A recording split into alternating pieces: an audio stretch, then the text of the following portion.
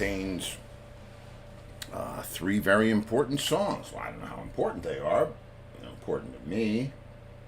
And that is, let me come into the picture here. Horror rock, which you know, the instrumental theme song from the television show, the hit television show Vampires. And then snuck in there is Pythagoras, excuse me, at least the part of it that Mark wrote. And last but not least, Little Nightmare by our buddy John Entwistle. And speaking of Exhumed, I saw the artwork today, the final art. You're going to like it. It's going to make you remember things and feel things, and I think you're going to like it. Right. I do too. Yeah. I liked it a lot. It's a good concept, and I know Johnny would like it. Oh, I know. I mean, just imagine in your mind that the name of this record is Exhumed, right? Rarities Exhumed, Volume 1. And then imagine what that cover would look like. You could either like do it black with some like old English, but yeah, but that wouldn't be John's. No. Did he sent it to Chris? Did he comment yet? No, I haven't heard back from Chris. But you know, he's getting his new car tomorrow. Yeah. Well, I don't know if we should be shouting that out to the world. Okay. Well, no. But yeah. So anyway, Chris Chanel wants to know if Tony Centron isn't related to George. George, I would have to ask the same question. I'm thinking not, because I think if George had a drummer that had a brother or a cousin or a relation of some sort that was as good as this guy is, I think I would have heard of him. But you never know. And Centron could be. Your brother's a cousin doesn't mean you get along. So what are you saying? That George hates this guy? No. This is, first of all, well, I mean, I'm saying if it was my brother, I wouldn't be putting him in my band. Would I be having him on the show? Nope. Hey there, Sheriff, come on the show. Nope. Let's talk about stuff. Nope. I got Have you three seen brothers I have not talked to in 18 years. So there's that. Well, there is that. There is that. But I'm not Italian, so. I am, and I have one of those. Hasn't been 18 years, but I'm working on it. Okay. We don't follow the rules. No, we don't. Yeah. I'll tell you something. Not thicker than water, people. I heard, this is... I have a friend out there. You know who you are, my friend. And we talk about lifestyles all the time, just casual conversations about, things like retirement and 401ks and shit like that. And, contracts, long-term employment, this and that and the other thing. Let me tell you what. It's as risky to be in any business as it is to be in the music business. The advantage that we have is we are prepared from like the first couple of weeks. We know money's going to be a problem. Logistics are going to be a problem. People are going to be a problem. Experts that have no idea what they're talking about. But we're hip to that, that's like Music 101. You have people who try to be your friends, and you don't know if it's because they really Klingons, like you. Yeah, you got Klingons, They just want to be around But, the what's that got to band. do with a 401k? I don't know. I saw somebody wrote somewhere in some string on social media that their 401k took a $78,000 hit. I'm proud to say that my 401k is as exactly as it's been for all these years, never changing, and... Because you never had one. But he did a 401k... I did a 401k industrial commercial. Okay. For 401ks. Mm-hmm. That's the first time I ever heard of them. Me too. I And don't I think still don't know what the hell they are. it's it's a way of not paying you your money and making you think that you'll get it later. Oh, And fuck that. Oh, excuse me. Excuse Screw me. that. Screw that. Yes, not me. But listen, some people like that, and all these stock market people. I'll tell you when I learned my lesson about stock, and it wasn't all that long ago. In the 90s. In the 90s? Mm-hmm. When we when we signed the record deal with this new fledgling label, Oh. they gave John and me each 10,000 shares of stock in their company. Yeah. Now, did you ever see the Little Rascals episode where the lady sends the bonds up? Bonds are going up. That thing when they make the kite tail out of the lady's bonds, the old lady's bonds, Little Rascals. Don't recall that one. Listen, Steiny. I'm just saying I don't recall. No, well, it's a really obscure one. Oh. It's one of the black and white ones. All right. Anyway, so well, yeah. So I mean, anybody interested in 10,000 shares of kite tails? Boom. So let's see what else is in the world. Okay, I told you I saw the final artwork for Oxzoomed Volume 1. Yeah, it looks really good. And we have John's actual Remy bottle on it. Oh, did you just give something away that I was keeping as a... What? Really? Is that big a deal to give away? Well, if it is, you certainly stomped all over that, didn't you? Hey, you know what? I'm just giving it some press here. Yeah, you're giving it some press. That's right. It's like before you go see a movie, You're pressing your luck. You see the people and they're like sharing parts of the movie with the public. Keeping a secret the whole time. Nobody's going to go see the movie. It's not a secret the whole time. Yeah, so we have one of John's Remy bottles. We actually have one that's not opened. Yeah, this is an empty one. How many years later? 22 years. Well, I'll tell you what, since you've taken us there, the Remy bottle that I posted, I guess it was to the group or someplace, that's the actual Remy bottle that we used in part of the art. Now, you don't tell them anything else about the art. It is supposed to be a secret. But the reason So that... somewhere, can you not? Really? Just, Can you just not? Can you just really? stop? Taylor, hook it up for me. Our guest is going to be here in 1 minute. There are things that are hidden. Yep. And that's all I can really say about that. But I will tell you... I didn't want to say that much, but can I say my co-captain, co-pilot, pilot. I've been making traditional French apple cakes with that Remy. That's the truth. Yeah. Because we had a bottle. I mean, now you got to realize too, I guess, this bottle is at least 20 years old. Right? I mean, 22. John's been dead 22. No, 20. Oh, 20. Okay. Yeah, at least 20 years old. And it was open. No, I think we opened it when Larry came. Did we? Mm-hmm. Well, I don't know. I know so we have Larry one. could drink some of John's Remy. And one bottle we didn't open. Oh, that's right. We were infusing. And we got that big giant one somewhere. I don't know. We were infusing the bass player in the new band with Remy. That's how it happened. But it tastes really good. So over the years, I mean, if you use it, oh, now I'm saved by Tony Cintron. Here comes. Come in. Steve, Hey, man. how's it going? Good. How you doing? I'm good. Man, I like that space capsule you're in. Yeah, it's safe out here, bro, and I'm like, I feel comfortable, and it's good. All good.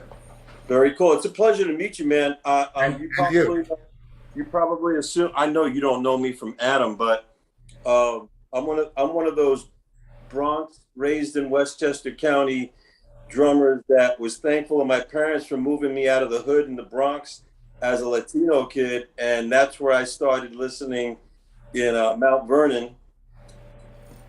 I heard about Rat Race Choir when I was, God, I must have been around 13, 14. Oh man, this I love this, and Tony, let me tell you what. First of all, we know each other now, and that's all that matters. And Yeah, absolutely. the hell with Adam, he can just I don't know Adam, but I know Tony, and I'm happy to know you. And Mount Vernon, especially Mount Vernon, is so freaking important to me in my mind, in the whole story. My favorite pizza in the world is on Lincoln Avenue. Your favorite what? Pizza. My brother made pizza from 15 years old at Pizza King there on Gramerton Avenue. You see, man, But you're talking about Johnny's Pizza. You know I am. Yeah. You know I am. Those guys know my brother well. I'll tell you what, I was so sad to hear, the losses that they've had in the past couple of years. I'm sure you heard about it too. But we used to live at the top of Westchester County, and we would drive all the way down with the dog in the back seat down the Bronx River Parkway. And when we would get to a certain exit, we'd call in 2 pies, and we would roll up. Just not park, just roll up right in front of the door. They would come out with them. It was like, it was the greatest thing. Like, drive-in perfect. Yeah. They were fantastic people. Whenever I'm there, I try to. Where did you live in Westchester? In White Plains. Okay. Yeah, that's where I get on. First in I forget what the church was, but I interrupted your story. I just wanted you to know that first of all, to me, I've heard you play, so I knew you before you got here. If you know it. Where I've heard you play on the record, man, with Will and Will Lee, yeah. Steve shared me some of this, man, and especially on that one was it Living in America, right? Yeah, James Brown cover. You have you want to talk about the revering and going on. I saw James Brown and White Plains when the RKO Theater was at the end of Mamaroneck Avenue. I couldn't have been more than 12 or 13 years old, and man. So, brother, you put it down. It was that's all I can do. I'm not a technician. Well, listen, I've heard you play. I've seen you on videos with John at the Whistle, and that I just moved back here to Danbury, Connecticut from Sarasota, but I was living in Tampa. So wow. you played at a place that I played every other week at the Hideaway Cafe with your trio. Man, played there with Xander too. We played there with Robin Xander. He's the one who turned us on to it.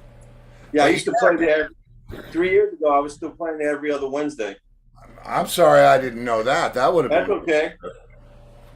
So it's a small world. Man.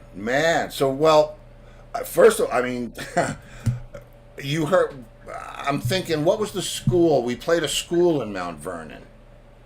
Oh, I don't know. There was so many. My very first gig was at Lincoln School, but I don't know, Mount Vernon High School with Rat Race Choir? No? Yeah, maybe. Or I can't remember whether they were Mount St. Michael's or Mount St. Michael's, borderline Mount Vernon in the Bronx. Okay. But I don't want to interrupt you because we're just talking, right? Believe me, man, this is the same conversation that you and me would have at Johnny's. Okay. So no, it's an open door. If I can answer, please fire away. I'm curious about Rat. You don't want to talk about Rat Race Choir? No, I'm fine with it, man. Because I thought maybe there was some bad blood there when I said before Rat Race Choir. You said I don't. Anyway, so I went to Mount Vernon High School, and there was this great drummer that was the drum leader, the drum section leader. For the high school marching band, which I was in, and I got kicked out because I was a clown. I lasted a year in the marching band. So it was Richard Fazio. Do you know that name? Yes, I do know that name.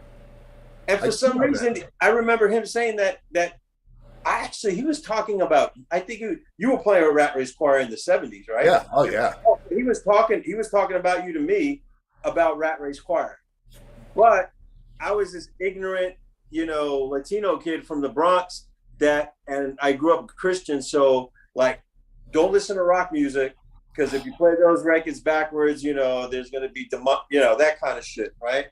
Yeah. But I knew about, and all I heard was good things about the drummer Rat Race Choir, and here I am, finally meeting who the guy that we're talking about. It's Well, amazing. that's I mean, so, and then of course, I checked out some of your stuff with Steve Entwistle, and I know who Steve Entwistle is, of course, and what, but I never followed, kind of like in that genre enough of that style. I mean, I've played with different, more bluesy kind of rock players, but man, I want to say something about your playing. So I knew jack shit about what you do because because of where I've come, my journey as a drummer musician, and I was listening to the sound that you get out of the snare drum, and not only do you have great technique, but there are drummers who have great technique, but there's no soul or feel in what they're doing, and everything you do, I've noticed you've been doing it from like soulfulish, like it's got swing, so. Well, thank you. I thank you. It's always humbling to have another pro value your work. I mean, it'll happen. It happens, and for me, the snare drum. That was where the whole sound started from. I mean, that was that's for me. That was where I felt the voice was coming from. But it's rare that drummers that with your style that you've perfected have that snare cranked up like how like Stuart Copeland.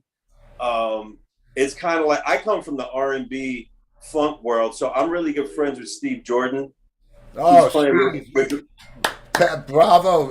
Remember me to Steve, please. I know him and Charlie Drayton pretty well from Charlie and Bernie and his wife—they're all really good friends of mine. So please say hello for me from China Club. Yeah, you must know. I don't know Carmine Rojas. I just know those. I know Charlie and Steve and Will because I grew up in that scene in 7th Avenue South back as a 19 years old. Yeah, I got to play with the Brecker Brothers on Dizzy Gillespie's album, and but getting back to you, I'm talking about you here. All right, come on, bring it. So what I'm hearing you drumming, from even back. It's rare to hear drummers playing the double bass drum kit and that style of kind of like going towards the metalish with. I don't know, maybe I'm wrong, but you just had that snare drum cracking, popping, which is what I love aside, with all the things you were doing underneath with your solos and all the slick patterns, but that snare drum just like really killing, really cool stuff. I tell you, let's have the snare drum talk then, because my first drums were Slingerland, and not probably the highest end stuff, a couple of kits, and I bought a kit. Whatever, mid 60s. Yeah. After that, the next kit that I had was fiberglass. Yeah, five. Chrome and fiberglass. And that snare drum, 6.5 by 14, I just used to use an ambassador on the top and a diplomat on the bottom. So real light, thin on the bottom. Ambassador on the top, cranked to death, and a 24 strand duplex, the wide snares. And that was how that sound started. Then I found out about a guy named Fred Hinger who was making snare drums, orchestra snare drums. And they're made out of something called phenolic, which is like circuit board. And I said, right. I got to get one of those. And this thing was so delicate. He machined the throw-off assembly out of a single piece of aircraft aluminum. It was a ridiculous, I still have it, obviously, ridiculous, just precision drum. and the snares on it were coated wires, they called it aircraft cable. It looked like gold wire, like it was sealed with gold plastic. Right. And it made this real orchestral snare drum sound. Man, I ripped this thing apart, changed the heads, put on and that's that sound. I'm always going for the sound of You that. still have that drum? Oh, yeah. Oh my God. Oh, yeah. I know what drum you're talking about. I unfortunately don't have any of the drums I first got when I'm one of those people, I just didn't use my brain, my head. I admire people like yourself that have vintage. I have a really good friend, drummer in Florida. He collects, him and his dad, who was a drummer, collect all vintage Slingerland and Ludwig stuff, so, but that's pretty cool that you still have it. Well, yeah, I mean, I still have it because it's just part of my arsenal. If I need that thing and I need to go there, I have other snare drums as well. But I have a question for you. Yes, I sir. saw a picture of you playing a D drum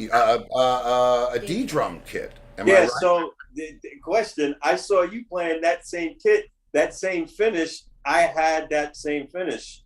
That The drum. Galaxy Black? No, I had the coral kind of orangey. Yes, that was. I'll bet that was your kit. That was At NAMM? when I went up to play at. Oh, come on! We were just talking about it. The The Hideaway. Hideaway. Yeah.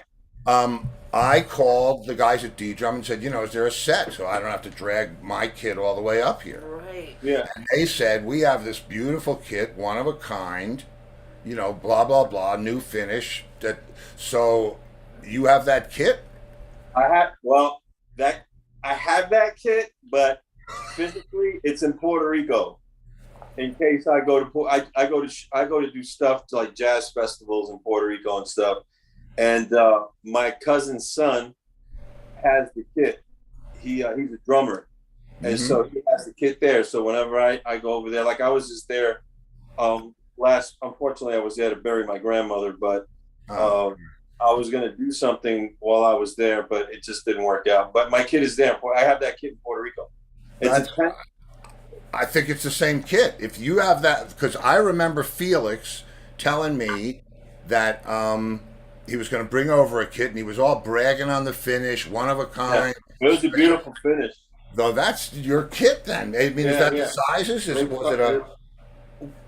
Was it a 22 by 14 kick? You remember? It might have been. Yeah, it was. I know it was a 22. I liked it because it was 22 by 14, like the old school, and it had some punch to it even as a 14. And then the toms were 10, 12, 14, 16. I forget what else. Yeah, I have I don't know. Maybe it was, maybe it wasn't. But I saw that kid. I went, oh, he's got the same kit I had when I was with D Drum. I'm telling you, if you looked at that kit and spotted that, I would bet dollars to donuts that's your. Yes. That's cool, man. Well, so how weird is that? I mean, how cool? That's amazing. I was with D Drum briefly. I did a video for them, and they took care of me, and then I just I had to go another route. So that's cool. Where did you wind up? Just with no one. Oh, okay. I get that. I'm back to play. To go there. No, I was with Yamaha for like 12, 13 years when I was younger. And then I stopped playing Yamaha. I was doing, remember Smith Custom? Sure. I forget Joe Morawski. I did Joe Bonamassa's first record and first tour. So they designed, I wanted a Mitch Mitchell Silver Sparkle replica kit. So Joe Morawski built that kit for me, and I ended up selling it to the drummer that replaced me because Bonamassa fired the band without telling anybody. So they had my kit, and Bonamassa tried to keep my drums. And I was like, no, dude, those aren't your drums. And then the drummer that was playing at the time, Kenny something from Long Island, uh, he called me personally, hey, I really like those drums. Are you interested in selling them? I said, well, call Joe Morawski. If he makes me another drum set, tell him you can have them. Yeah. So he sold them. Joe Morawski sold them to him because he wasn't an endorsee. I was endorsed, and then they made me a new kit. So I've jumped around. I don't care. Drums are drums. I've got Will Calhoun who's my best friend. He and I just sold in the last 3 years, 4 years. We've sold like 10 drum sets.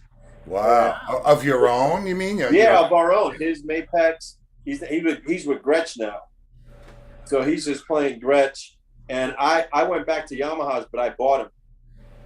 Wow. Well, I'll tell you what. A friend of mine, I'm sure you know Steve Ferroni, been playing Gretsch forever. He played. Yeah.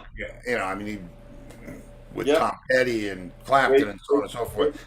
I don't know him personally, but he's a great. I love He's a him. monster, and and that it seems to me because you remember when we were kids, and it would you were a Ludwig guy, or a Slingerland guy, or a Rogers guy. Yep.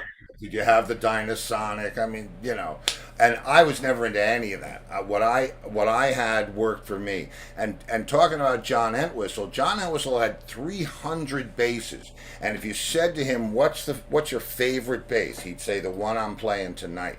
Yeah. You know what? If as long as you have the kit, and I'm not preaching about it. I just happen to have the stuff. I haven't really had. I've blossomed kits. I had a Grover Pro Percussion kit, custom made out of graphite, which is what I used the black set. If you ever see the black set playing with Entwistle, all those shells and everything. Yeah, I saw that. I saw that kit you were playing. Yeah, that's all graphite, and that's again, that's me going for that piercing sound. And that was the first kit. I used a Fibes kit forever, with concert toms, all melodic toms, no bottom heads. Yeah. And so I got used to that high impact percussion sound, and that's what it was, man. I hear you, man. And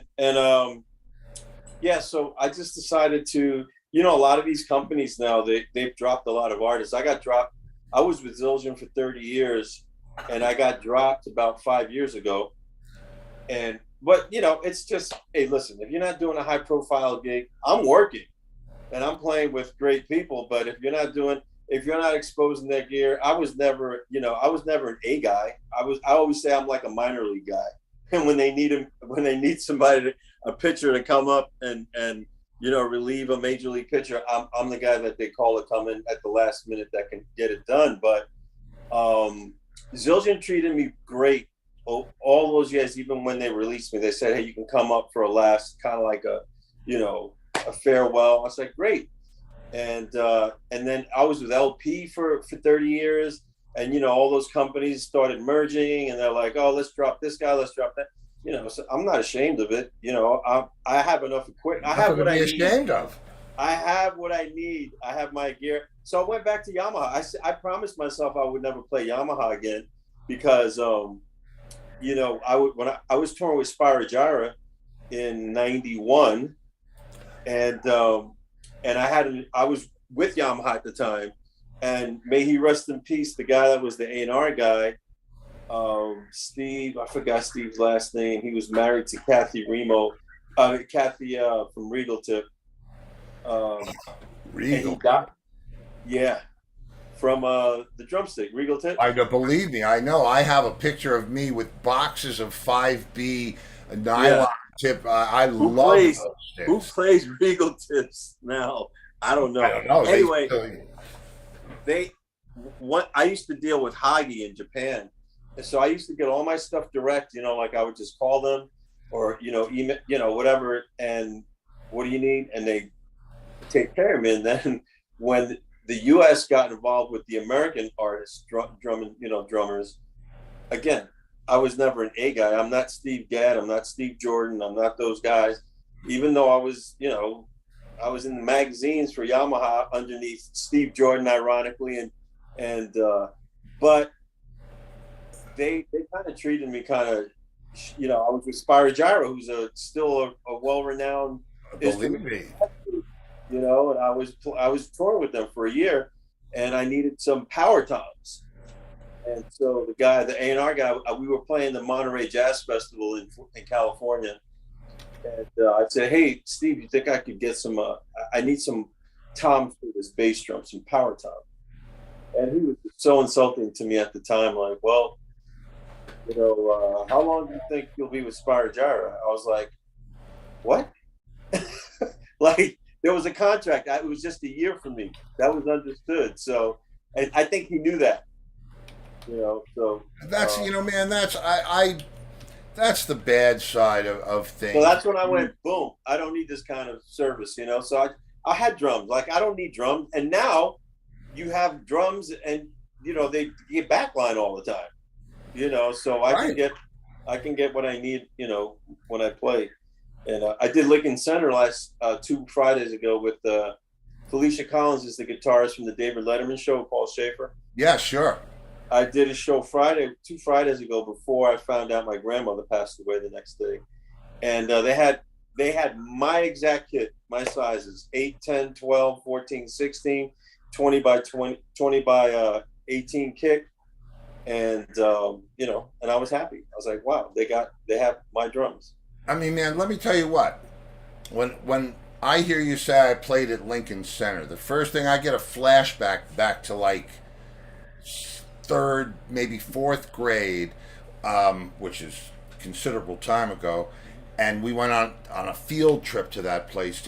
It was actually, we heard Leonard Bernstein conduct the fill, but I mean, Oh, you went to that? oh yeah, Oh, man. that And must have let me been tell you what, the sound, I can't imagine. I've never done it.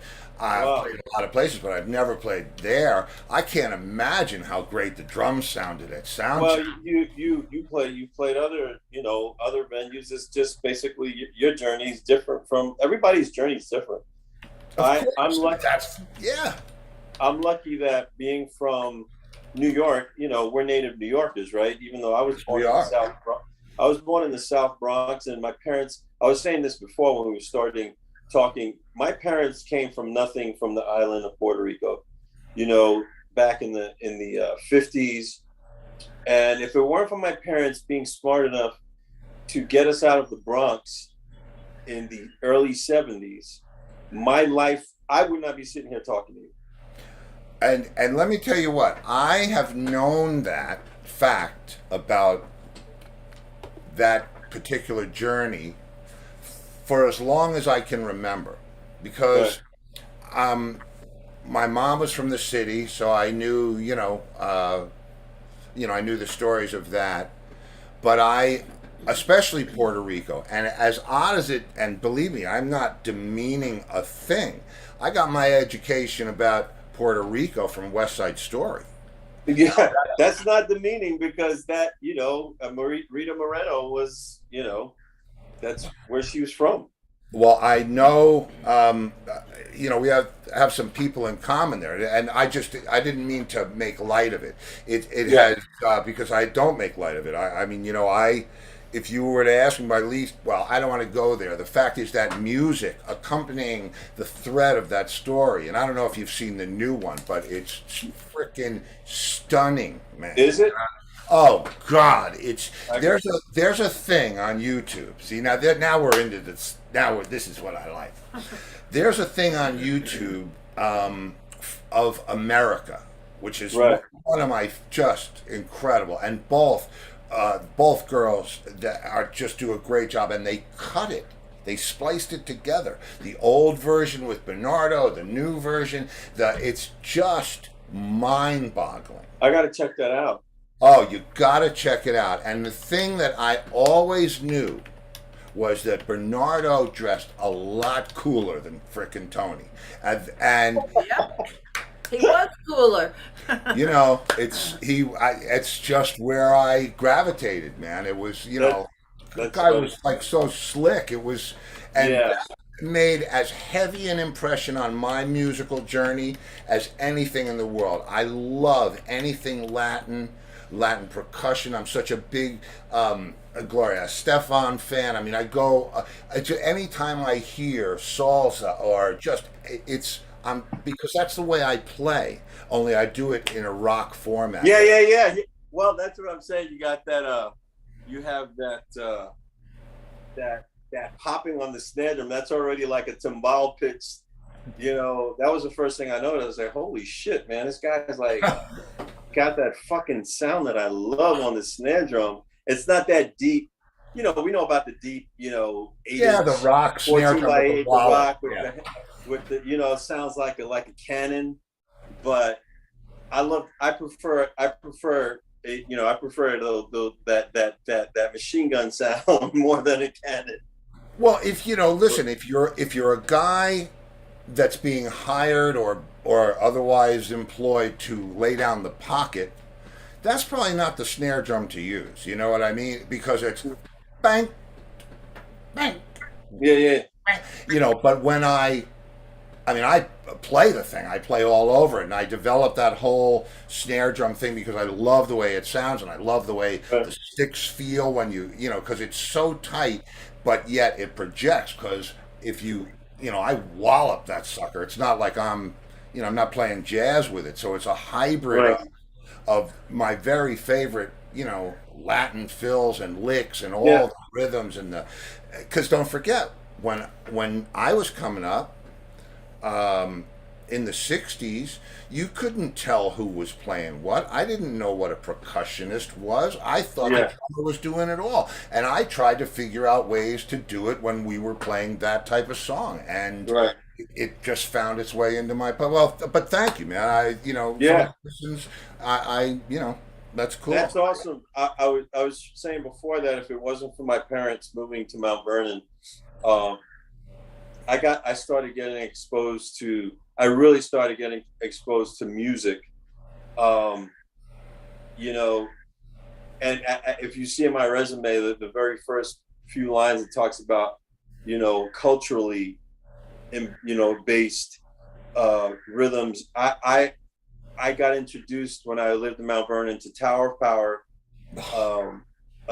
Weather Report, Earth, Wind and Fire, and you know, and all those genres just like it was something that I would not have been exposed to. It would have been a different journey. So fast forward, I just fell in love with R&B music, and I was studying percussion in Spanish Harlem. I was studying timbales with the great Nicky Marrero, who was from a group called the Fania All Stars. So yeah, if you get a chance, the Fania All Stars were like the Philharmonic of salsa. And so I studied with this guy when I was 13, but I just love playing drum set. You know, I love listening to Roy Orbison, Pretty Woman, the drums. I love listening to Down on the Corner by that wasn't Grand Funk Railroad, that was Down on the Corner. Clearwater? Creedence? Yeah. Is that Creedence Clearwater? Yeah, I think so. And you know, so anyway, I gravitated more to the pop kind of, you know, pop thing. I loved it. And so when we moved to Mount Vernon, I started playing more like R&B stuff, and I met Ralph McDonald, who was with he recorded all those records with Steve Gadd and Richard T. They were part of that rhythm section that did the Paul Simon stuff, blah blah blah. And he was producing, and he was living in Mount Vernon, right? So I was riding my bicycle one day. I was like in high school. I was 16 years old. I knew who he was. And I used to ride by his house hoping I would see him. And one day I saw him. I was 18. I was a senior in high school, and it was a summer afternoon. And I saw him outside, and I just stopped and started talking. I told him I was an aspiring drummer, blah, blah, blah, blah. Fast forward, I find myself in 1980 getting a call from Roberta Flack because I was in his studio at the age of 20. Somebody recommended me to do some demos. So my best friend and I, guitarist Philip Hamilton, we still play together this day. He was from Mount Vernon. We went and recorded these tracks. You know, we're 19, 20 years old. we didn't get paid. We just said, yeah, I'll come and play. And it was Ralph McDonald's studio. So the point I'm trying to make is that journey for me, like being in that place, kind of kept me in the direction that I was, that I was liking, musically. I was just really digging the R&B pop music, and I ended up playing with Roberta Flack at Carnegie Hall that same year because of my connection with Ralph, and being from New York, I was just the same with yourself. You probably played the Westbury Music Theater. Sure. You probably played the Garden. Did you play the Garden with Entwistle? No, but but I did play. I played with Mountain for a while too, and we did. Whoa, wait. So I Oh. played with Leslie. I played with Leslie West on the Joe Bonamassa record. Oh, okay. And We got history. he overdubbed on the track, and I was touring with Bonamassa, and we were on the road, and we played the Mercury Lounge in New York City, and then the next day, this is back in 2000. The next day, we were at the Roseland Ballroom because while we were on the road with Dr. John and the Average White Band and the band from Ian Anderson's band. Oh, Jethro Tull. Jethro Tull. Woody, the bass player from the Allman Brothers, had died. Right. I remember that. We had the same booking agent from Chicago, and we ended up covering the gigs for Government Mule that they couldn't do. So they did this big memorial at Roseland, and so I'm getting to Leslie West, and I'm backstage with like the fucking Black Crowes and one of my favorite bands, and I'm walking by it, and J-Mo always used to ask me to sit in with the Allman Brothers, which I used to do. And so we're standing there, and J-Mo's like totally fucked up from smoking weed. And he goes, "Hey, I want you to meet somebody." And then it was Leslie West. And he goes, and I go, he goes, "Who's this young kid?" And I'm like, and I wasn't, I'm 62 now, so I look younger. So this was 20 years ago. So he thought I was just some, and he goes, and J-Mo goes, "Tell me who you played with." I said, I'm touring with Joe Bonamassa. And then I said, "And you're playing on that record?" He goes, "What do you play?" I said, "I'm a drummer. I'm the drummer on that record." He just gave me a big hug, So that was my meeting, Leslie West. Well, that's a good meeting. Yeah, that was an excellent meeting Yeah. because, I mean, I first of all, I love Leslie to this day. I mean, rest in peace. We stayed friends over the years. I mean, I started playing with Leslie in the '80s, and I went. I mean, that story's way too long to tell, but we were just talking about it the other night. We were in England we were touring. Randy Coven was playing bass, and we were doing a tour of England. And I called up John Entwistle, and I said, "Listen, I'm in town with Leslie. Can we come by?" And he said, "Sure, come on by." And we go over to Entwistle's house, right? And Entwistle is showing Leslie around. I was going to tell the story the other night. And John's got every eccentric thing you could buy with way too much. Yeah, that's right. Yeah. And it's like a museum a comedy museum of horrors and rock and roll. That was in his mansion, right? Exactly. Yeah. Yes, where the kids were all right with the gold records and the whole thing. Anyway, so he walks Leslie through the whole house. We go all the way up to the third floor, which is where the guitar collection is. Right? He's got. Mhm. I mean, he's got plank basses and just ridiculous shit. So we go through the whole thing, and I said, "Look, we're gonna head off to the gig," and he said, "We'll follow you." We were playing the Shepherd's Bush Empire. And so I said, all right, and I had to travel with the band, right? So I get in there, and I get in the car, and he goes, "Steve, did you see that?" I said, I live there pretty much, Leslie. And he goes, "And he's just a fucking bass player." Just the bass player. Well, yeah. So, yeah, man. Gus. Okay, funny. take a commercial That's break funny. and ask the question. My producer and wife, who I don't know which one I really listen to, that's Lori. Hi. Tony, Hi, she's Lori. telling me that I need to do a commercial but let me make sure, because First of all, we have to do this. I mean, when I Yeah, get with another drummer, it's just, it's you know. cool. Whatever you got to do, man. I'm here. Oh yeah, no, I'll play. No, I'll play the commercial. That's like 40 seconds. Yeah. And then did Angus send you the questions?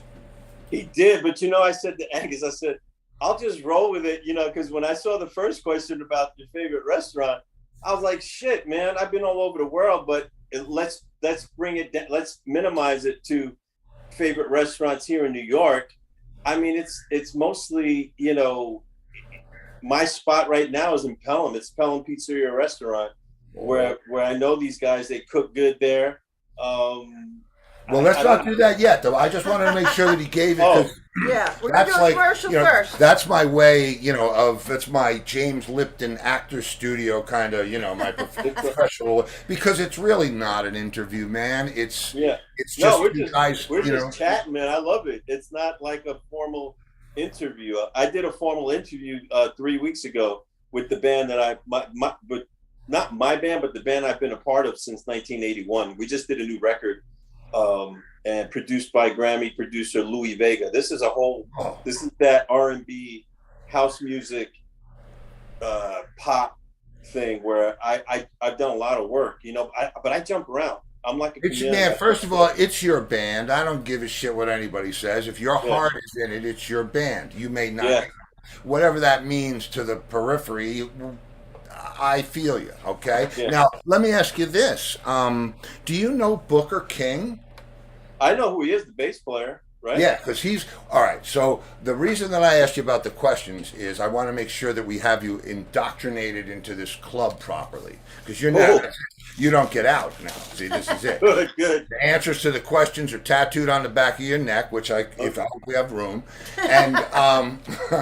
and what we do on Friday nights is we have free for all Friday.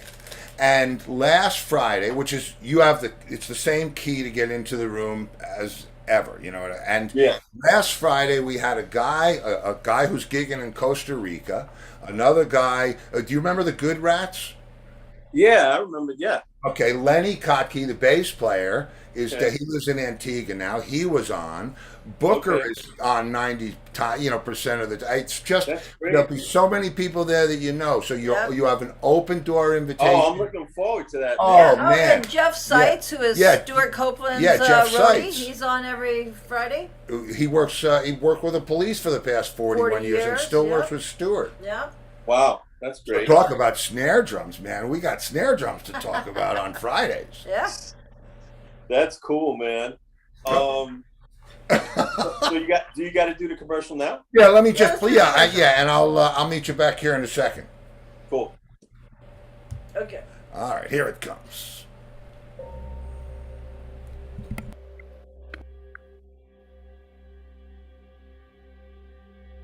Oh, I like that shirt.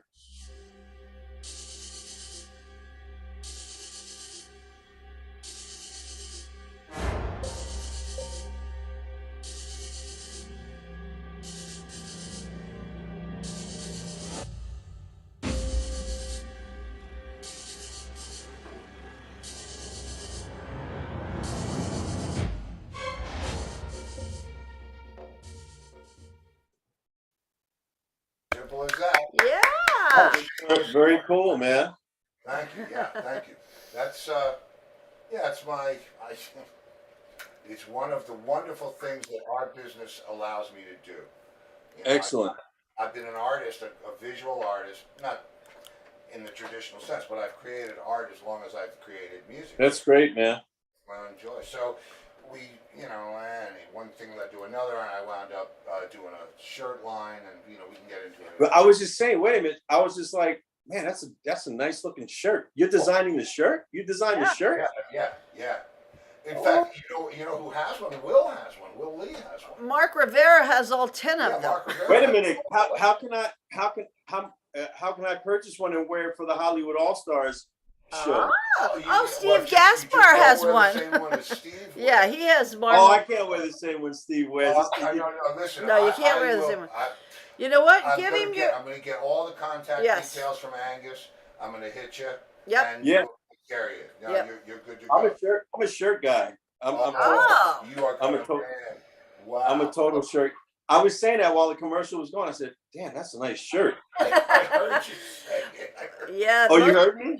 Yeah, I'm talking to myself. I'm thinking you couldn't hear me. I just put this out. You know what? Nah, I'm not gonna. We'll get. Whatever you need, man. Steve, I'm hearing you. I'm hearing you further away now. I'm not hearing you like I was hearing you before. Because my microphone is producer's microphone is on and mine was not. off. Right. Simple. All right. Anyway. Oh wait. Now, one of our viewers wants to know if you're related to George Cintron. You know, I'm not. I've gotten that for the last 45 years. Okay. Everybody thinks I'm related to the Cintron rock guys. I wish I were, you know, because there's very few Cintrons that are known musicians, you know. And so when they said that, I was like, man, I said to my brother's a musician. I said, David, I think we might have some relatives in New Jersey. Where are they from, Jersey? No, Long Island, George. I mean, he's a great friend, huge Rat Race fan, a monster guitar player. Really? Yeah. I've never met him. I know him because, you know, I know who he is. I know who they are, the band Cintron, you know. Yeah. But unfortunately, we're not related, which would have been cool. Well, you know, listen, it's because then maybe I would have been playing more rock and roll when I was younger. Because I so regret not studying Bonham instead of studying some of the other drummers like that I studied that really didn't have a whole lot to do with, you know, my journey now. But you know, yeah. So, who played drums with Cintron? Was it a brother also? Who was? I don't remember who played drums with them. Did you ever play with George? I've played with him over the years. Yeah, I've had him on the show, George. I mean, he's an old friend from back in the day. He used to come. They used to open for Rat Race, and yeah, he was always phenomenal. Now he's playing with the Windborne Symphony. Yeah, now he does Led Zeppelin with an orchestra, and with Randy Jackson from Zebra sings the. Oh, cool. It's a whole big. You know, he's taken that rock thing and just run with it. He's you know, he's doing okay, George. How long have you been in Florida? 18 years next month. Where are you in Florida? On the West Coast in Fort Myers. Oh, you're in Fort Myers? Mm-hmm. Yeah. Okay. I was just in West Palm Beach 4 weeks ago playing a private show. Opening up. That's across the alley. Yeah. But I'm sure, listen, I can't wait to hear the Hollywood All-Stars. I got to tell you, I really wish I had devoted more of the conversation to this, but well, let's talk about it. Let's talk about it. Who else are you playing with? Go ahead. Yeah. Tell me, man, because when I heard that track, I was like, oh, because, you know, I know Crispin and Arno and, you know, I one way or another, and now I know Tony. So, you know.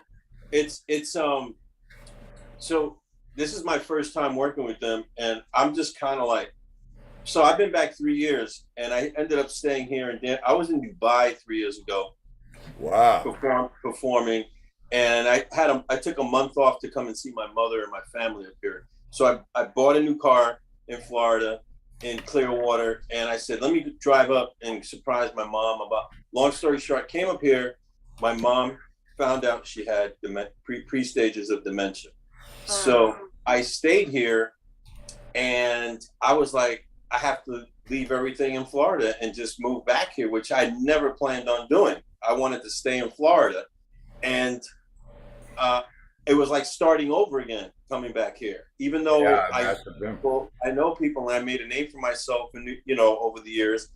Once you're gone, you know, out of sight, out of mind, right? Yeah. I have to start reconnecting. So let's go to Steve Gasper. I knew about Steve, but I know Andy Abel really well. Great guitarist. Yeah, I know Andy. I knew about Scott Spree, you know, playing with was it Edgar Winter or Jonathan Winter? Edgar, I think. And you know, Crispin, the sax part.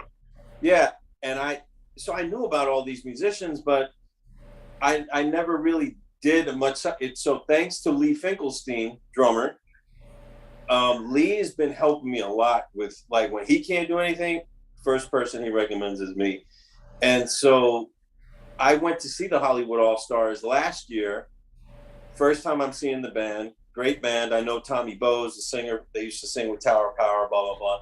And I was just hanging out. And Steve and I met for the first time. We knew about each other. And so that connection through Lee, and and then when they were doing the album, he wanted to record Living in America, and Lee couldn't do it. So they were like, call Tony, call Tony. So I'm kind of in, and I'm doing the show now because Lee couldn't do the show. So it's a great opportunity for me to play with these guys. And Steve has a really, really, I respect how he works. He's the kind of musician and leader that I like to work with, because the first thing I said to him was, do you have charts for all these songs? He goes, no, you got to learn this shit. You got to memorize it. And I know a lot of the stuff already, but I was like, okay, I'm good with that. I'm not coming in just because I'm doing one show, but you never know what can happen in the future, right? So, but it's Lee's gig, and I'm glad that at least I've been considered in case he can't do it, that I'm a backup. And so it's a great opportunity, and I've never played the Palace Theater in Waterbury, so I'm looking forward to that. Oh man, that's good. Will Lee, I know Will since like 1980, and I played with him back in the 80s on several occasions. Nothing high end, but I did a recording for George Benson with him. Oh. So we know each other, and now it's been a while. And when I saw Will 3 years ago, I ran into him and Charlie Drayton in Manhattan. Sure. And I was in town doing a recording, and then I was going to Romania to do a jazz festival. And Will was like, where are you living? I'm like, I'm living in Florida. He goes, what the hell are you doing in Florida?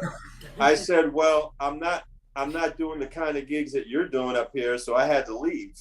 I had to go to where the work was, and I that's exactly why I moved to Florida. I was working like crazy in Florida.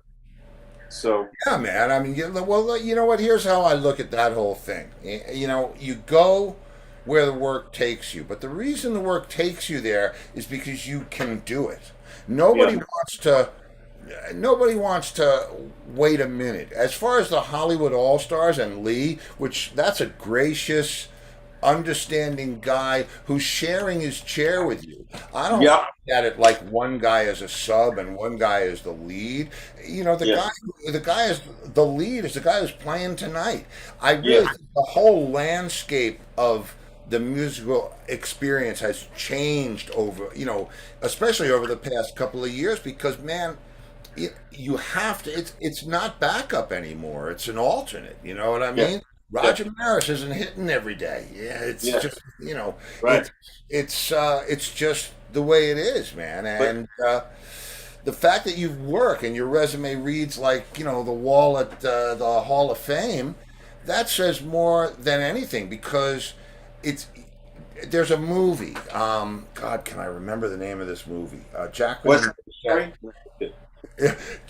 Bisset and Candice Bergen, and it's called Rich and Famous.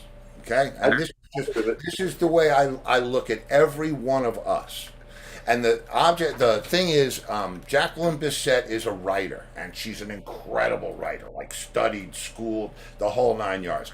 Candice Bergen is a housewife who writes a children's book, and all of a sudden blasts into this publishing empire. So it's about the conflict between the pro and the lucky break, person. And at the end of the movie, they go through all the tragedy and the whole thing. And at the end of the movie, Jacqueline Bisset says to her, "But you're rich." She's complaining. They're complaining back and forth, arguing. She says, "But you're rich and famous," and Candice Bergen says to her, "But you're just famous. That's so much harder." Yeah. I get it. Yeah. Respect, my friend, respect. Yeah, absolutely. That I've definitely, like I said, I've worked hard, to stay in this business. I know you. And not be stuck in the past. But getting back to the Hollywood All-Stars, I'm really looking forward, because I never, like I said, the first time I knew about them, I saw them last, and I got to meet Steve. So it worked out, and here I am. The doing Living in America was really great. Professionals, Andy Abel and Steve, and the Uptown Horns. I mean, those guys played on the track. Yeah, Well, guess. I mean, it's. Well, listen. I tell you what, we're gonna waffle all night. I'm gonna jump onto the questions. So the tattoo person is right out in the hallway. Okay, Here, and the thing about, let me tell I you. got them all here. Okay, you're good. So we can, we'll find a bit of space and we'll put 'em. Fun space. The whole idea, but behind the what's your favorite restaurant on the road question is, I like all kinds of food, and like you, I've been all over the world and I've eaten every kind of thing in the world. But there's one place out in the world that if I was to go there, I would be like, oh, that means I can eat at. Yeah. So that's the Like vibe. San That's Antonio, like Rudy's worst barbecue. your favorite barbecue could be in Puerto Rico, could be in Dubai. I have a question about Dubai. Go ahead. I'm ready. Did you by any chance see a Formula One race when you were there? No, I didn't. I did not see a Formula One race. I know about. I heard it's unbelievable there. Yeah. But anyway, I sidetracked. But that's what I'm going for. So, but any restaurant that makes that gives you a chill, and I'm with it. Any restaurant, pick any like internationally. Anyway, like if I told you we were playing a gig in Israel and you couldn't wait to eat at Pafi's Pop-Offs, any place. Some place that just stood out in your mind. Could be barbecue, could be fine Paris cuisine, could be anything. Well, I really don't have, like I said, I don't have a favorite restaurant like that in mind. Anytime I go anywhere, I eat. I just have to go to a really, really good Italian. One of my favorite restaurants here in New York is Lamanda's in right there. The Italian, family owned, almost hole in the wall type of place. Lamanda's? I don't know Lamanda's, but I know. I mean, is that in Little Italy? I know Umberto's, but which is Paul's and Luna, and and Cafe de Lot Midtown. If you haven't been there, their pizza, for a Midtown snooty Italian place, it's very ridiculously expensive. But their Italian food it's the only upscale, snooty kind of restaurant. Yeah. That gets down to the home. Home base, the home cooking. Where is that? It's called Cafe de Lot. It's Midtown. It got to be 50. It's near It's by Carnegie Hall. Yeah, it's right by Carnegie Hall. Yeah. Oh, okay. All right. I'll keep that in mind. I'm an Italian food guy mostly. Oh, man. So what is the place you said freak. before in Pelham? So yeah, what was the place in Pelham? It's not just a pizzeria. It's a restaurant. Also, it's called Pelham Pizzeria. It's Pelham on Pizzeria. Wolf's Lane in Pelham. Been going there for 30 years. Every time I came off the road from a tour, I drop my bags off at home and go straight there to go eat. That's my spot, really. It's not the Four Seasons. It's not Giovanni's in Little Italy. I really don't. I'm sorry that I don't, because that's okay. Believe me, it's just we've had people say Waffle House. Yeah, we've had people say Waffle House. So it doesn't. Okay, on the road. Okay, on the road. Yeah. Cracker Barrel. Oh, that's what I'm looking for. That's what I'm looking for. Cracker Barrel. That was John Entwistle's favorite. That was Entwistle. Let me tell you this. Cracker Barrel. Cracker Barrel. The big round table that's always in the same place. I can't tell you. We did like the Cracker Barrel tour. Once Entwistle found out how much all the junk that you could buy in the store.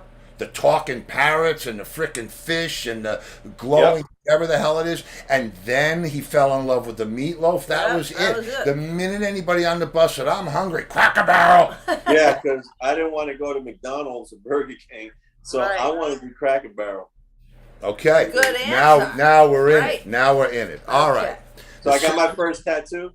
That was the first tattoo. Cracker Barrel. Yep, that's it. Okay. Set list comes out, and there it is. Your favorite song to play live, doesn't matter when, doesn't matter with who. When you're playing that song, that's like, that's it. Man, the only thing I can think of, and I'm thinking in the last and I haven't played it, of course, but I'm getting ready to do.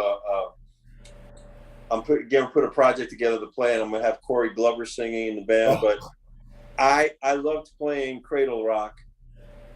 Which was a Rory Gallagher original that Joe Bonamassa we redid with Tom Dowd.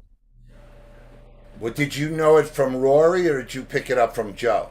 No, I picked it up from Joe. So I had never heard the Rory Gallagher version, and I really didn't want to hear it because what we did was nothing. It wasn't too far from it, but it was totally different. It was very, it Yeah, was heavier backbeat and just more driving for a trio. You know, power. You know about power trios. I very well know We about had that. to sound like five guys, and I was able to get to that point.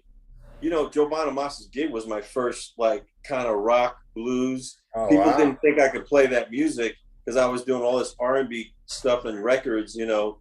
And I got the opportunity from one of the Allman Brothers, who I grew up with, Mark Quinones, was my best. You know, we grew up together, and he had recommended me to Tom Dowd to do Bonamassa's record. And I forgot where I was going with that. What were we talking about? We were talking about your favorite song to play live. Cradle Rock. Done. Yeah. Cradle Rock. Okay. Excellent. Okay, now the set list comes out. Not so happy to see this song. It doesn't matter when, doesn't matter where, doesn't matter with who, but if I never have to play this song again, what's that song? Oh man, there's a lot. There are a lot, man. So it doesn't matter the genre. Nope. Oh man, whenever I go sit in with a band, especially if it's an R&B, you know, it's an R&B jam session kind of thing, and they, okay, wrong. Anytime I go sit in with bands, and they hear my name like it's a, you know, oh, is he Italian or Latino? And then I go sit in and they go, hey, so how about if we play Oye Como Va?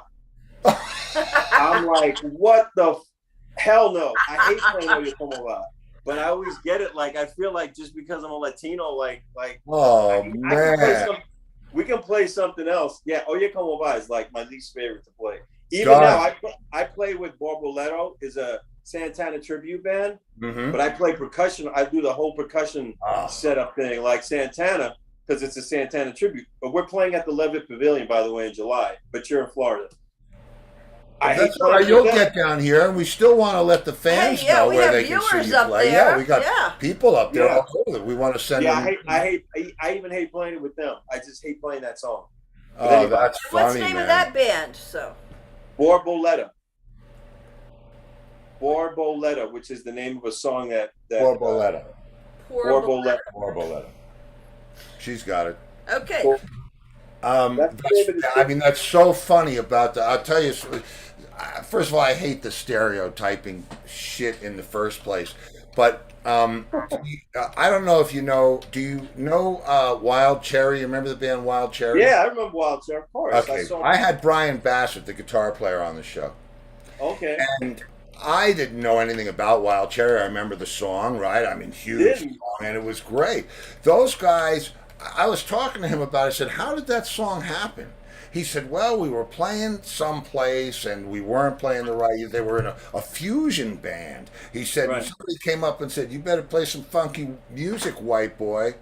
And that's how they wrote the song. Because there's no black people in that band. It's all white guys. Well, thank God for that insult. Yeah. It's just, man, really, right? I'll take it. You know what? The thing, I'll tell you the other thing, I'm always talking about our business. You know, I believe, and I'm sure that there are exceptions to every rule, but I grew up being colorblind because of the people that I played with and the people that I worked with, and to me, especially to have any kind of Latin roots, for me, that's like blood right, man. I mean, you know, I'm not just, you know, it's all. It's, you know, it's a mess. It happens, man. I'll go to a jam session and it'll be like, so what do you want to play? I'm like, anything. I go, how about Oye Como Va? I'm like, no. Oye Como Va, man. I'm not a Latin drummer. I'm a drummer. I can play rock, I can play blues, let's play a Stevie Ray Vaughan tune and play a shuffle. There you go. That's, you know, that's listen, I'll tell you what. But Steve loves to play Gloria Estefan. Yeah, I mean, if somebody asked me to play conga or anything like that, I'd be like, You like that? Oh, he Oh loves that. shit! I saw her at the Garden. Some man, I'm telling you, I'm just I, laughing. I, oh, I love that shit. Emilio and the sound Yeah, yeah. machine. Just oh god, Oh, yeah. you would have loved seeing me play with when I played the Garden twice with Ricky Martin. You know, because Oh, we had her percussionist in the band. Danny Lopez was oh, Gloria Stefan. Well, he's amazing. he was my roommate on half the time on the road with Ricky Martin, and we played some Latin shit, man. But let me tell you, you have more questions. Go with your questions. Yeah. Okay. Yeah. All right. You are a drummer, percussionist, no question about it. You beat things with a stick, and I think that's one of the most noble things you can do in this world.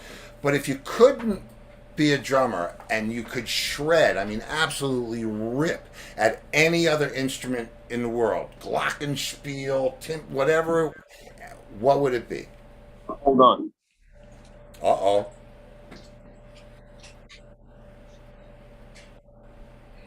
There's your sticks. This instrument right here. Oh, This P-bass, blonde neck. This Fender P-bass. Yeah. I love bass. You know, I don't know if I could rip. Would ever want to rip on an instrument like this. I love this. This guitar was my first instrument, but I didn't want to learn how to read music and play scales. So I kept with the drums. But this instrument, I have two basses. I got a Fender Jazz and I got this P bass. Those And are I the just sit home and I learn songs. I listen a lot to Boz Scaggs and those kind of grooves. Neil Steubenhouse, the Chuck Rainey stuff. yeah. It helps me with my drumming. Obviously, we know that when we play. No question. The bass, definitely. Man, yeah, that's awesome. And let me tell you what, I'll tell you a couple funny anecdotal based stories. I'll give you the last question, and then dinner's on. Okay, I'm mixing a record, an Entwistle record, and John comes into the room and he says, "What's the matter? You look troubled." And I said, "Well, I can't decide if the bass is too loud or not." And he said, "Well, turn it up, then you can be sure." So, you know what? It's anyway. I'll leave it at that. So, he was so perfect that way. I mean, he was he was remarkable. I was blessed to even know him, man. Yeah, man. You're lucky, man. You got to play with a legend, man. So Yeah. that's the great thing about what we do. We're not necessarily those kinds of legends, but my son. I was in a Barnes and Noble store with my son right after. This was like in 2006 or 7, around there. And my son saw me play with Joe Bonamassa when he was like 8, 9 years old, and he remembers. And we were in the store. I was looking for something, and he comes looking for me. He goes, "Hey, Dad, guess what? Maybe you're not a legend, but you've played with legends." And he opens up the book for all the legendary blues guitarists. And you know that Joe Bonamassa's in there. I don't know if you knew that. Yeah. Yeah, so he was in there, and I was like, and my son just kind of like, Well, let me tell you what. Let me tell you about legend and that whole thing. John endlessly used to say to me, "You're never really famous until you're dead." Well, you're famous now. And the other thing about that is, I only care. All right, I'm going to tell you a story that I don't often tell, but I'm sitting at the Rainbow early one night. The Rainbow on Sunset, and the two round tables that face each other. It's early. Nobody's hardly even there yet. I think we went there to get food or something, maybe a burger. And John and I are sitting at one of the tables, and Chris Squire comes over. So I've got John Entwistle on one side of me, and Chris Squire on the other side of me. And I know about the competition between those guys with the Rick whole thing. And Entwistle leans over to Squire and he says, "This is my drummer, Steve Luongo. He's the best drummer in the world." And it was like, What? And no one heard that? Can you? Oh, come on, man. I mean, come on. That's funny. It was like, I'm telling you, it was the funniest. It was, you know, that's a badge of honor, man. Yeah, of See, course. I mean, it's not the fame, it's the flame. And the fact that those people could pick anybody and they picked us. yeah, exactly. Yeah, there's a Or the reason. only person you got to be a legend to is the guy who wants you to play Yeah, with. yeah, exactly. And it's fine that you get the compliment. Listen, I've been working with a producer named Louis Vega, who's very Yeah, I he's know one. Louis Vega. I know Yes, who you. he just produced our band. We have two That's okay. singles out, and our new single is in Europe right now. It's like, and it's all over XM. It's on XM Studio 54, XM Radio, playing it. And I played live. You know, I re-recorded one of our hit records. We did a remix, but I started working with Louis Vega 20 years ago, 25 years ago, and when he first, I got recommended for a gig that he was doing. He was producing Mark Anthony before Mark Anthony Oh, blew up in the sure. Charleston thing. So we did this show, and he really was not at all feeling what I was doing back. And I did the gig. You know, I was everybody else was fine; they were digging it. But you know, he's a producer. He's got his ear. He's hearing something else, and he just wasn't feeling it. 15 years later, I get recommended to record on his one of his first big projects with big artists on there. Again, George Benson, Eddie Palmieri, all these big Latin jazz art, and it was just I had to do brushes. I had to do some Brazilian. I went into the studio. He goes, "All right, play me. I'm gonna play you a reference."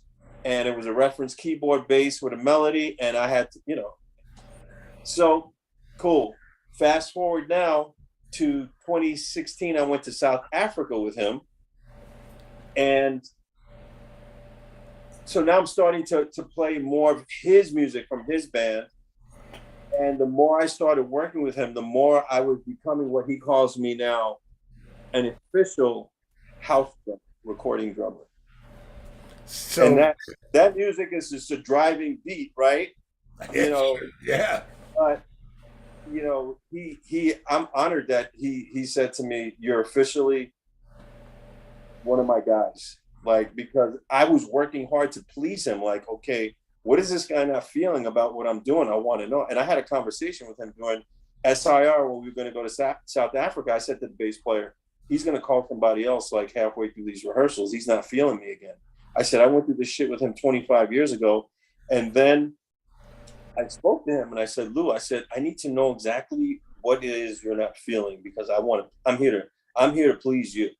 I said, how about you give me a click track with all of the tracks just to make sure, I'm not laying a little bit behind the beat because he wants it. Yeah, I know. 25 and it cannot budge, so we worked it out. Now he calls me all the time and he's like, Because you cared, man. Because you gave a shit about the gig. You gave, it wasn't about the number. It wasn't about the chair. It was about the goal, and the goal was to do it right in the eyes of the guy who was, in that position. And, ding. All right, ready? Last question. All right, I got you. And then we're going to be looking for you on Friday, man. Oh yeah, because let me tell you, people are commenting.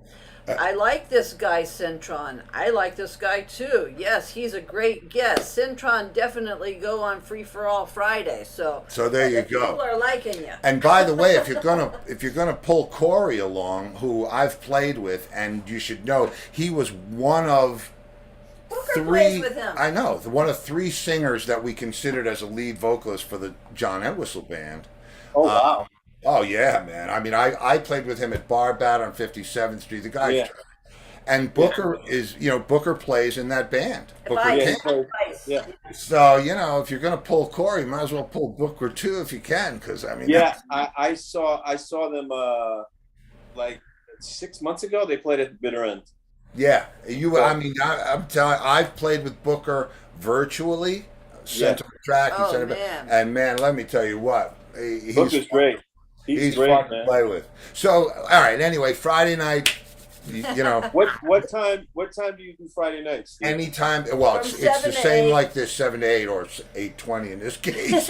But No, it's you know I was telling you we had one guy from Antigua, one guy from and Michael who was backstage at Madison Square Garden with Billy Joel, Yeah. and We got a guy from Aruba we that had, pops in. it's just so much fun, man. A You'll lot of really people from Jersey. and you know there's no rules. You come in when you can and you stay as long as you want and leave. It's all people that have been on the show Yeah, before. it's funny. I mean, it's a fun, good time stories. But now, Well, I promise you that if I can't do it this Friday, because I'm learning like 30 songs for a gig on Saturday.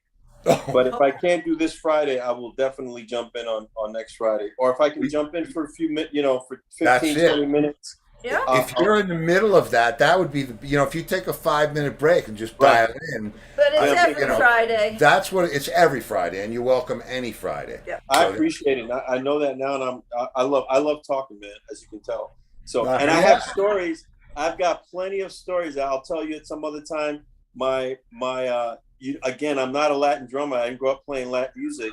I stopped playing Latin music because I was hearing it in my house all the time. I wanted to play something different. Long story short, when I met Mark Quinones, we toured together for 10 years. And do you know how he got the Allman Brothers gig? Real quick. He won't say it, but I'm saying it. We were touring with Spyro Gyra together, he and I. You know who Spyro Gyra is? Yeah, was Julio in the band then? Yeah, Julio Fernandez, and you know. Say hello for me, please. So we're playing, and we're in Florida. We're doing a tour in the South. We're playing the Jackie Gleason Theater, or I don't know where we're playing. And Butch and his wife came to the show because Butch was a big Butch loved listening to other styles of music. You know, he wanted to go see Michael Franks. You know, Michael Franks was opening up for us. So we do the show, and then after the show, the manager, Phil Brennan, comes over, who lives in Clearwater, and we're still good friends. Phil Brennan comes in, you know, we're kids. I mean, kids at 30, and he comes up, he goes, "Hey, the drummer for the Allman Brothers band is here. He wants to say hello to you guys." And I was like, holy shit. I mean, I knew who the Allman Brothers were, you know, Greg Allman and, you know, Ramblin' Man and blah, blah, blah. And Mark Quinones goes, "Who the fuck are the Allman Brothers?" And I go, "Dude, they're like one of the most legendary Southern rock, you know, bands in the history of this music." I said, Greg Allman, you know, Butch Trucks, J-Mo. Long story short, Butch comes in with his wife. "Hey, how you guys doing?" He goes, "Hey, Mark, I really like what you're doing on that percussion." He goes, "The brothers are getting back together for a tour." This is when they came out of their hiatus. They were rehearsing at SIR on 52nd Street. They had booked the whole month. They locked out a room. Butch gave Mark a card. He says, "If you're interested, come by and jam with us. We might think about using a percussionist." And I looked at him after Butch left and I said, "You better go to that fucking jam session at SIR." And guess what? He's in the Rock and Roll Hall of Fame now. Now I'm good, man. Now I'm going to do. I'm going to show you 2 seconds of something just because I can, Okay. and just so you know I get it. Okay. Which one was The last sound night? in? Yeah. Oh, last night? Yeah, last night. What do you mean? Which one was that? From Oh, the Dickie? yeah. Number 4. Okay. Oh, Dickie Betts? Yeah. But you might get a Is it flag. not here? It's not here. Shit, I thought it was loaded. Yeah, no, it's not. But we here. had the sound man from Dickie Betts? No. I played with Dickie at a show, and I actually. Oh, did you? Yeah, I Yeah. played. Is it on YouTube? It might be. I don't know. You know what, man? I'll show It was you. to Rick you. I can Derringer. find it. It was Rick Derringer and Dickie. It was an amazing show at Rick Derringer played on the album with us too, for the Allman with Joe Bonamassa. That's incredible to me. Yeah, Rick's up in Bradenton, but you knew that because you're right. And Yeah. You were in Clearwater. Man, I'm sorry I missed that. We had, but you know what? I'll play it for you another time. It's just we're doing. Yeah, find it, and send me a text or get my number from Angus. I'll just send it to you. I'll send it to you. It was fun. It was yeah. So I get it. And Warren Haynes and Matt Apps we go back a long, long way. And when those are great guys. When Woody died, they did a record with all different bass players on it. If you, I think. Yeah, I know. John Ellison was on that record. Yeah, I brought him to those sessions down with the guys from Fish, I think, were there. I don't know. probably. Yeah, It's that's the beautiful thing about our business. It's it's I just love a big Warren family. Haynes. Warren Haynes Yeah. came up. Warren Haynes came up to me at the Mercury Lounge. Him and Mark Quinones came to the show when we played with Joe Bonamassa. We were on tour. I was nervous as shit playing New York because I knew, the cats come out, right? Charlie Drake. Yeah. Charlie's a good friend of mine, and I love Charlie. Charlie's an old yeah, friend. and Warren Haynes and Mark came backstage after the show, and they said, "Man, you guys sounded like five guys. Wow. That's cool. You know, you sounded like you had two extra guys up there playing." Because I used to have to, I have carpal tunnel, Oh. and I used to have to soak my hands in ice after the show from hitting so hard, because I was never playing that hard. I never had to play that hard anywhere with the kind of gigs I was doing and recordings. And I mean, I can hit hard, if required for recording or depending, but like that, playing with just the trio, about power. You know what we have to do is, I playing. do, and believe me, I had that whole syndrome. Man, that's a whole nother story of tendonitis and carpal tunnel. And he had ice buckets. He had to duct tape his I play with a conventional grip, right? I mean, yeah, and my tendonitis in my left hand got so bad I couldn't do this anymore, and the roadies used to have to take duct tape and wrap it around my fist, and I would just play like this, just flopping around like a fish. And you had ice buckets. And ice buckets, and I would have to stick the hand with the tape, and Yeah. I was doing that with Bonamassa. I was sticking my hand in ice buckets after the shows. Yeah, been But there. it was working. Yeah. I'm lucky. I still have it, but I've done a lot of things to help it, and Well, I have some. I got rid of mine, and but that's also another conversation, and I'll share those things with you because I did some amazing stuff over the years. It was horrifying for me. Yeah. It's one thing that in my left hand I can switch over and play match grip, but in my right hand, if I have it, I'm already playing. I'm playing. Yeah. And man, I had it in both wrists. It was horrifying. But again, before we go, I want to plug the Hollywood All Stars again for anybody Saturday, June 25th, 2 weeks from this Saturday. What I like about the All Stars is that they're somebody's asking me, so what's the music like? What's the band? I said, it's like high end. It's not a Vegas act, but if you want to see a really good fucking band in Vegas playing good music with a horn section, this is the kind of band you would go see, the Hollywood All Stars, and you got it right here in Connecticut. So Saturday at the Waterbury Palace Theater, under the direction of Sir Stephen Gasper. Man, let me tell you what, he'll tell you how much I like the band. Yeah, he already mentioned. So I think I'm glad that I'm on. Thanks to you, and I'm glad I'm on that. I'm on at least it's one track, but I'm on the album. Hey man, it's the track for me. That track just kicked my ass, man. I mean, appreciate it, man. Really. But again, so and believe me, your family. You've always been family, but now, Yeah, I'm glad we met. So yeah, me too. Cool. So and we'll do. We'll mix it up. We'll be in touch. You keep in touch, and we will. But let me ask you the last question, because this is. I didn't get the last question. Oh no, this is the one, man. What's the last question? The last question is, if you could play one gig with anybody or any combination of guys, living or dead, who would it be? It would be the Black Rose. Okay. If I could play a gig, it would be that band, because I love, Chris Robinson is a mixture to me of Mick Jagger, Robert Plant, and I don't know who the third person would be. Maybe James Brown or Prince, but that energy, and I love that bluesy rock, funky rockish.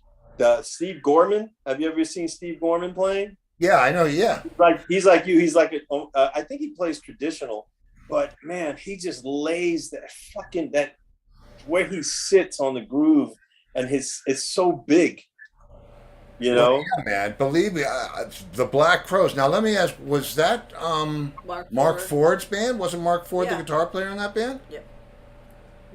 The Black Crows? Yeah, he was. It may be, but and excuse me the fact that I didn't know his name, but yeah, he's like the second guitar because Chris Robinson is the other guitar. Right. Yeah. So that other guy, the skinny guy. Who you talking about? Is he a skinny guy? Yeah, and I'll tell you how this is another. That guy's a motherfucker. I'm sorry. Well, let me tell you what. I produced a record for him. The company was releasing songs from the material world, a tribute to George Harrison, right? And everybody, Big Head Todd Rundgren, Entwistle, Leslie, all kinds of people were on this record. And they said, "Do you know Mark Ford?" And I said, "Well, I know who he is." And they said, "Well, he's going to do I Me Mine, right? Oh, through the day." And the version that he did with Barry Oakley Jr. Oh man, his band, and that is on YouTube. There's a video of that somebody made. I Me Mine. It's called yeah. I Me Mine. Mark Ford band. Mark Ford and the. Oh God, you'll find. I Me Mine. Yeah, the beat of the George Harrison song. Yeah. Yeah, And I Me Mine, I Me Mine. Yeah, but man, Mark with a C. yes, M-A-R-C. Mark with a C. At Ford and yeah, he's a badass. I love that guy. Man, but check out what they did to this song. It was I'll check it out most definitely. so Man, Black Crows, man. That's a good that's one. A good one. Black Crows.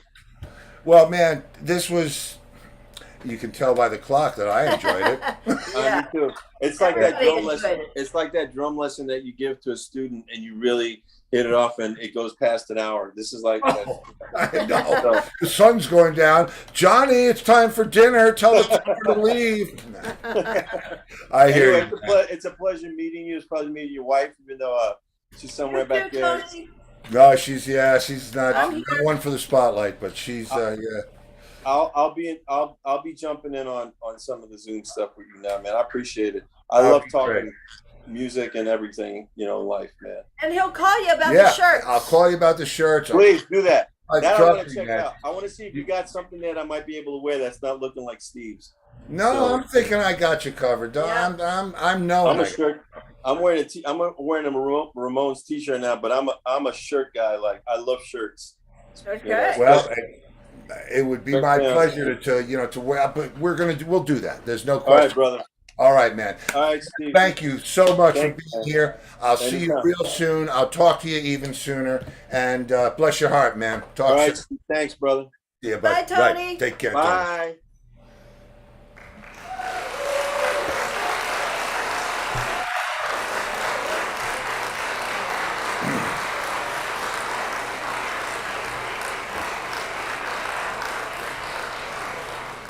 Well, that's how it's going to go if there's a drummer in the house, man. Especially one that plays. When you hear this song, when you hear the Hollywood All-Stars, you hear the song that Tony played on, I wish I could play it for you. It's so good. But But he was very personable. Yeah, he's great. And not all drummers are like that. All the good ones are. No, it's true. And when you get two drummers that like to tell stories and have stories to tell, and that's an all-nighter. That's an all-frickin' nighter. All right. Well, if we want to eat, it's 8:35. Well, my thanks to Steve Gaspar and the Hollywood All-Stars. Yes. Man, when you guys get a chance to hear that record, you need to hear it. These are real people playing real instruments real well. So I can't say anything more than that. It's past my bedtime, and if I don't see you in the future, I'll see you in the pasture. Good night, everybody. Take care, kids.